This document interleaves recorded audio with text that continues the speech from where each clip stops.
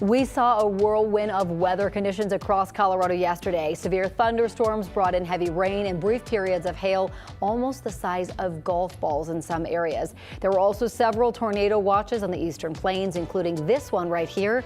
From our Corey Reppenhagen, you saw those clouds spinning there. You may have heard tornado sirens going off in the metro area.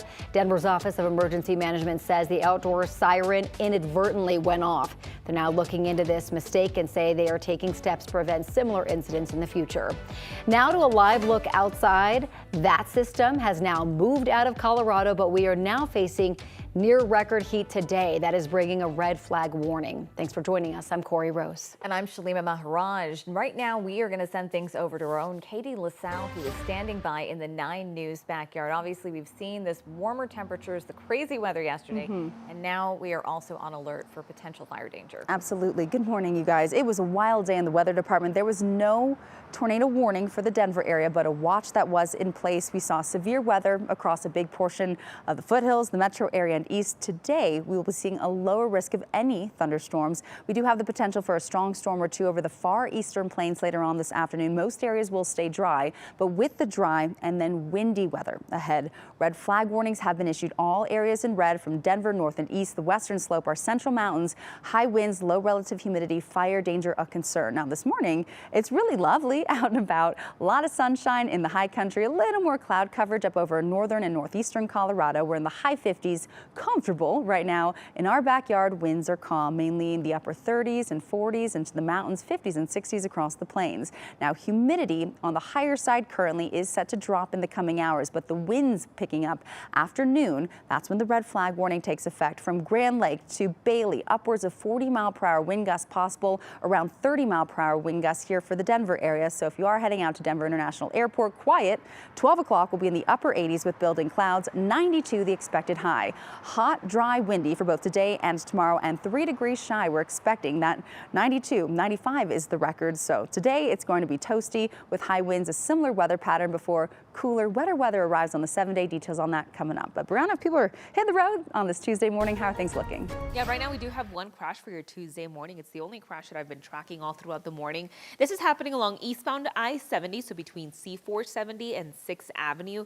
2 left lanes are partially blocked. We do have a tow truck there on scene, and we also have first responders investigating this crash. So that vehicle that was involved in this crash is sitting on that grassy area, and you can kind of see that crews have put up cones up and down those 2 left lanes for anyone taking eastbound I-70. I want to show you what this looks like on our maps and also get to your drive times. If you're taking Highway 36 heading to Boulder this morning, you're only looking at a nice 17-minute drive and no issues to report. Really from the North Glen area from 144th all the way down to 76, only about 9 to 10 minutes this morning.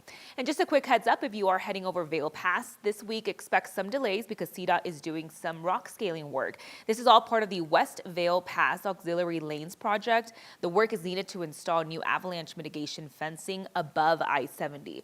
Drivers should expect 20-minute traffic holds in both directions with some delays that could last up to 45 minutes. So the work will take place through Thursday of this week and Monday through Thursday of next week. New details are coming out after 2 crashes shut down I-76 just west of East 88th Avenue for several hours. Our Brianna Fernandez first alerted you to the traffic backup during yesterday morning's commute. Investigators say it all started just before 4:30 yesterday morning. Police say a driver in a Subaru swerved while trying to avoid a semi, overcorrected and crashed into another semi on I-76. The Subaru then hit a concrete barrier, spun out and stopped in the middle of the highway facing the wrong direction and with no lights on. Police say the 31-year-old driver went to the hospital with moderate injuries. A short time later, a second driver crashed into the disabled Subaru in the middle lane. The 66-year-old woman driving the Hyundai is in critical condition. Police cited the Subaru driver for careless driving, causing serious bodily injury. Right now, Thornton police are looking for a suspect after a man was shot on Sunday night. This happened near East 120th Avenue and Grant Street around 8:20 p.m. Now, Thornton police say they got a call about someone who was shot in the leg. When officers arrived, they found a 40-year-old man near a vehicle in a parking lot with a gunshot wound. He was then taken to the hospital. Police say the suspect, who was described as a Hispanic man, had already left the scene and may be driving a black sedan. Anyone with information on the shooting is asked to contact Thornton police. The Department of Education has opened a federal investigation into Cherry Creek schools over alleged racial discrimination. The agency accuses the district of violating the Civil Rights Act of 1964. The agency is accusing Cherry Creek schools of having clubs that exclude students based on race. They also allege that the district requires teachers to use a student's race when determining class assignments and academic support. The Education Department says it has received complaints of a program that trains teachers that the U.S. was founded on, quote, white supremacy. In a statement, Cherry Creek Schools says they disagree with the characterization of the programming and have yet to receive a copy of the complaint. This marks the third federal civil rights investigation into a Colorado school district in recent months.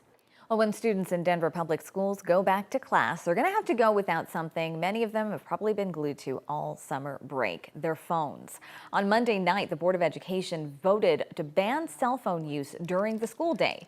Now, the board's president says that students will need to turn phones in when they come to school. They also won't be able to use things like smartwatches, earbuds, and personal tablets or computers. That's a big change that officials hope will have a bigger impact. We're hoping it's going to be a positive thing where we are providing better quality learning environments for all students of all ages. Now, if you're looking for the specifics, those will be hammered out by Superintendent Alex Marrero and will come out next month. This move is part of a state law requiring that districts create policies on just how to handle cell phones in schools. Denver Public Schools just locked in $1.5 billion budget for next school year, but district leaders say big financial challenges are still ahead. DPS is dealing with fewer students, higher costs, and questions about future state funding. The district could also ask voters to approve a tax increase this November, a move that would bring in about $43 million a year. DPS says it expects a $28 million funding gap over the next 4 years, and if enrollment keeps dropping, more school closures could follow. Democrats see Colorado's 8th congressional district as a pickup target this year. That's right. Last night, 9 News anchor Kyle Clark hosted a debate between the two Democratic candidates looking to take on Republican Congressman Gabe Evans. There have only been 2 general elections in Colorado's 8th congressional district, which covers the suburbs from north of Denver up to Weld County, and both of those elections were super close. A Democrat and a Republican have been elected there, both of them Latino, in this 40% Latino district. I asked Shannon Bird and Manny Rootnell if that matters. You know, I have already represented Latino families as a state representative, and it was a joy. I've loved all of my constituents, and now, since I have been in this race, making constituent outreach has been a core priority for me.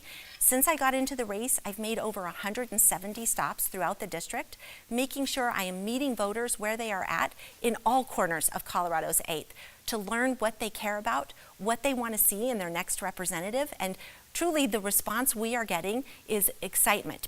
We need to make sure that we put up the best person and someone who understands the cultures, the struggles, the dreams of the people of this district. I'm the son of a single mom who immigrated to America in search of that American dream. We worked hard every single day for this country, but we still struggled. We need someone who understands the struggle of Latino communities across this district. That's what I will do when I'm in Congress.